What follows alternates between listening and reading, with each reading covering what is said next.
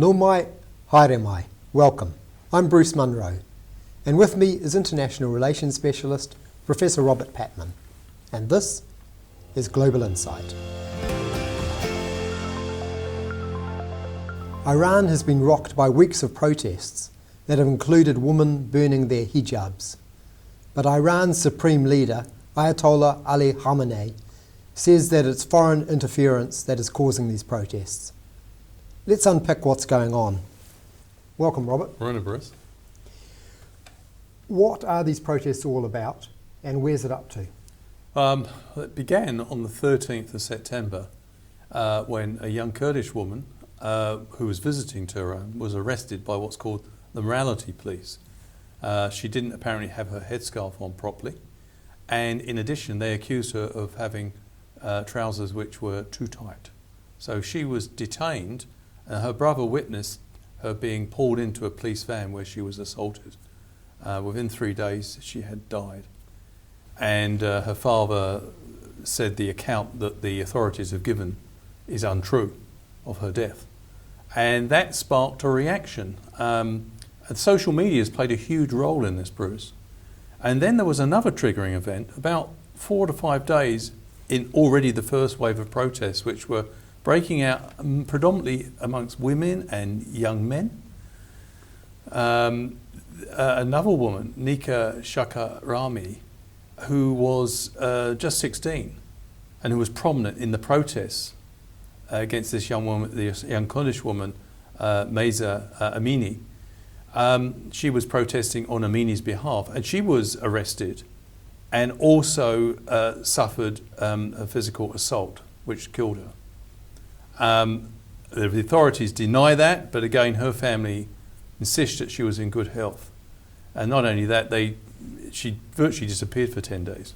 And then it was admitted that she had, the authorities said she fell off a roof. And this, of course, this has given impetus to that initial wave. Another young person has died, and both women, and both in the custody of the authorities when they died. And so can I ask, are these protests about the death of these women?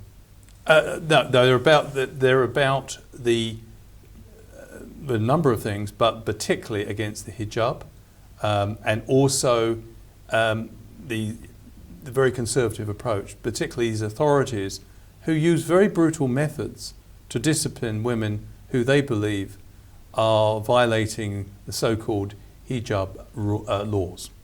And many women, this is an interesting thing that's often been forgotten, before the 1979 revolution, lots of women were supporting the revolutionary students on the basis that the hijab laws would then be abolished. When the revolution occurred, that didn't happen. There was another clampdown. Very socially conservative rules were brought in. So this has been an issue in Iranian society amongst women for a long time. And it really has exploded. And what we've seen now, the authorities have reacted very brutally. More than 50 people have been killed, and predominantly young people. And the thing, it looks like a very serious political situation to me, Bruce. So it's spread, it's become more than just an ethnic minority protest. What's it become? I think in the first instance, it's a protest which is railing against the very socially conservative rules of this theocratic regime. But there's other issues in the background. In 2019, something like 1,500 people were killed in protests against the economic and very restrictive political conditions of Iran. So this country has been subject to sanctions because of that moribund Iran nuclear deal. And so, in a sense, I think we're seeing a perfect storm of long festering grievances, particularly amongst young people, against the very socially conservative rules of how they, the compulsory use or morality police who enforce rules around the wearing of headscarves and hijabs by women, which many women clearly resent. And in addition, I think concerns about the economy, and also many young people are aware via the internet how isolated their country is. So that, by implication, raises issues about the political direction of the country. Iran's supreme leader has said that these protests have actually been stirred up by the United States and Israel. What's the broader context to this claim? Well, that, they might say that, mightn't they? Because, in a sense, the authorities, the theocratic regime, are facing probably their most serious challenge for many decades, probably since the 1979 revolution.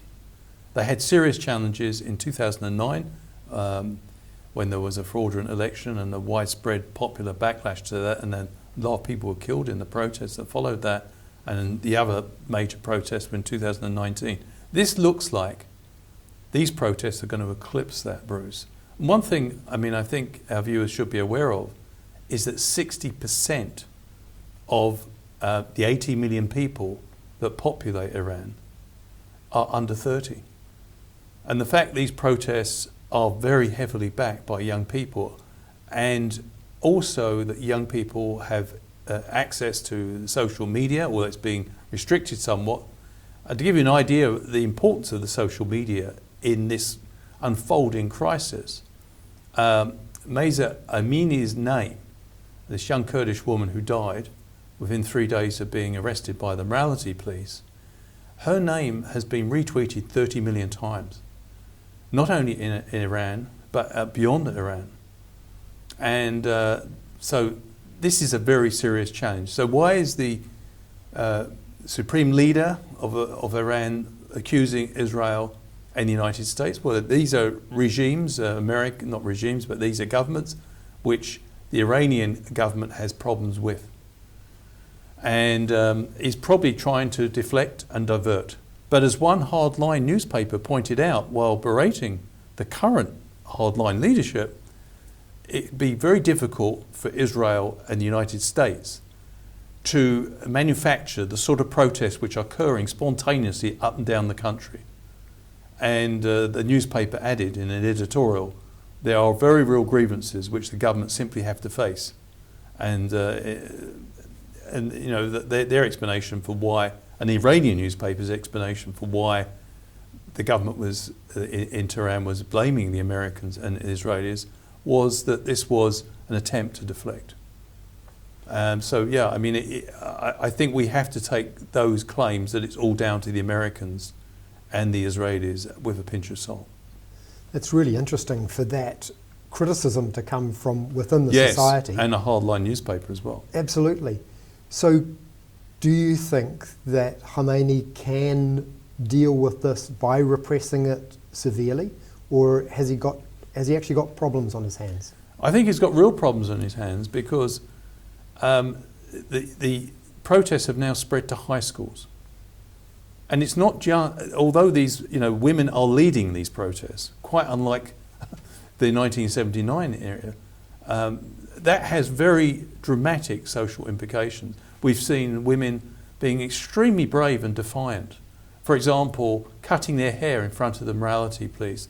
And they're being supported internationally. European politicians, such as in Sweden and in other countries, are publicly cutting their hair. And this gesture, I believe, is to demonstrate women's ability to have autonomy over their own bodies. And this is a powerful message that's being sent to the government, is that they do not want these restrictive and compulsory headscarves and hijabs. They do not want that to be part of their lives. And one of the chants they're using is women, freedom, life. And this has been inspired to some extent by the role of Kurdish women in opposing ISIS in the Middle East. So this has the real ability to snowball, and you're quite right. I'm sure the authorities in Iran will use force or try to, but an authoritarian regime ultimately does come a point where if the numbers are so great in protests, this is what happened in 1979, if the numbers really snowball and go literally hundreds of thousands of people, then you can see a situation where it could result in collapse of the regime.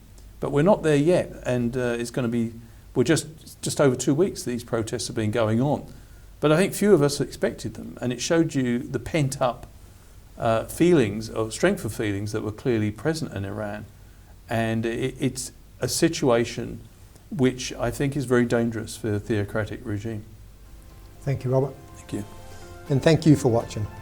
Catch us next time on Global Insight. Ka kite anō.